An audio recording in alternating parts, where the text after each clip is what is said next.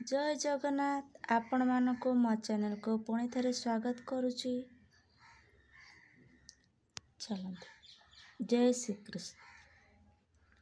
भगवान श्रीकृष्ण जेतेबेले माता देवकी को कारागार मुक्ति कले सेतेबेले माता देवकी पचारिले, पुत्र तुमे तो भगवान, तुमे तो होच स्वयं अवतार, तमे चाहिए तो आमको कारागार केबठू नहीं सारंतणी। आउ आपण को 14 वर्ष लागिला प्रभु, यही कथा माता पचार। यह शुणी श्रीकृष्ण कही हसी दे उत्तर देले, माता तमर कौन मने नहीं जे आपण परा मते 14 वर्ष वनवास पठाई थिले।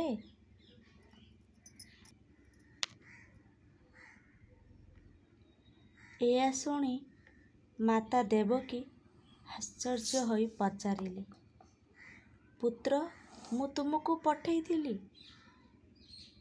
श्रीकृष्ण कही, हाँ माता, आपण पूर्व जन्म रे मोर पिता दशरथ को कही मते 14 वर्ष वनवास पठाई थिले, जोथिपाई मोर माता मते झुरी होई 14 वर्ष कटाई थिले। आउ आपण हेउचंती मोर सेई माता कैकेयी। तापरे माता देवकी पचारिले, तेबे आपण को कौशल्या माता किए?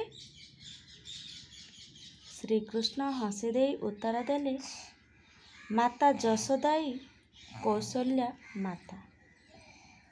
माता जशोदाई कौशल्या माता थिले, जी की 14 वर्ष पुत्र सुखरु वंचित होइथिले। तेणु माता आमे समस्ते कला कर्मर फल निश्चित भोग करिबा, सेथिरे संदेह नहीं। जय श्री कृष्ण।